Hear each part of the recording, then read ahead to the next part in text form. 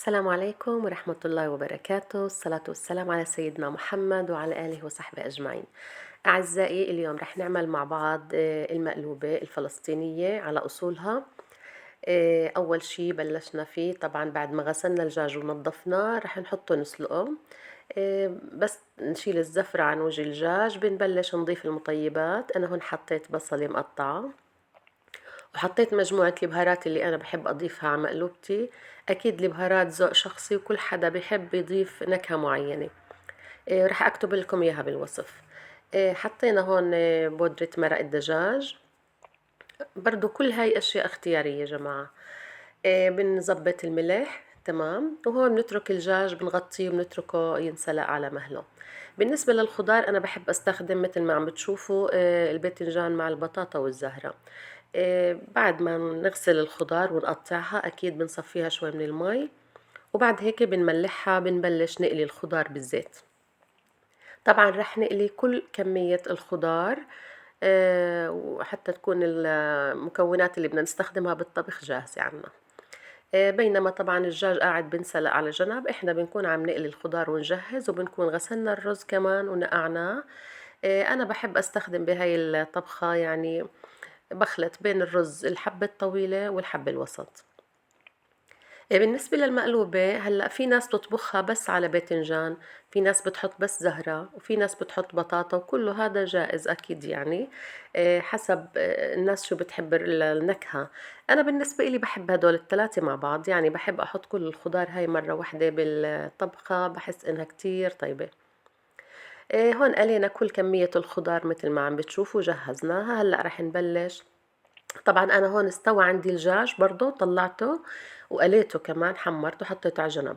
هون الرز بعد ما نقعه وجهز معي برضو راح احطه على بقع الطنجرة. اول شي بنحط شوية رز مثل ما عم بشوفوا، حتى هيك خلص بدنا نطبق الطبخة. بنفرد الخضار.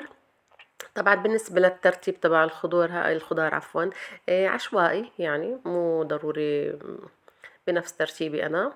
بنحط كل مجموعة الخضار اللي جهزناها وقليناها مثل ما عم بتشوفوا. أول شي فرشنا أرضية الطنجرة شوية رز. هلأ بنحط الدجاج. شوفوا الدجاج أنا برضو طلعته من السلق وحمرته. هيك خلصنا. بعد هيك بنحط كل كمية الرز اللي موجودة معانا، بنغطي الدجاج والخضار بكمية الرز اللي تبقت معي. أكيد المقادير الطبخة يا جماعة بتكون حسب عدد أفراد الأسرة أو الناس اللي بدهم ياكلوا. هاي انتي بتقيميها. يعني هون حطينا خلص المي، وبنظبط الملح إذا كان ناقصنا ملح بنحطها على نار أعلى من الوسط، يعني ما تكون كتير عالية أوفر، وبنغطيها وبنتركها لحتى تتشرب المي. هون أنا كشفت عنها لسه المي مو متشربة. فبقلبها شوي. شوفوا لأنه الرز أحيانا بكون على الوجه مو طايله كتير مي مثلا أو شي، فبحب أقلب الرز اللي على الوجه شوي لحتى يضله يعني طري، ما يطلع معي ناشف اللي على الوجه. تمام. وبنرجع بنغطيها وبنخليها على نار أعلى من الوسط لحتى نشوف إنه ميتها نشفت.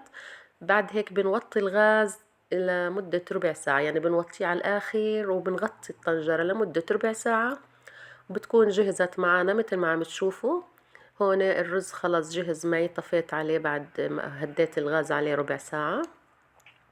وهيك بتكون الأكلة تبعتنا صارت جاهزة، بتتقدم مع سلطة، مع لبن، مع دقوس، شو ما بتحبوا. وهاي النتيجة النهائية. بصراحة طلعت طيبة كتير كتير كتير. بتمنى إنكم تجربوها وتقولوا لي شو رأيكم بالتعليقات، ويعطيكم ألف عافية.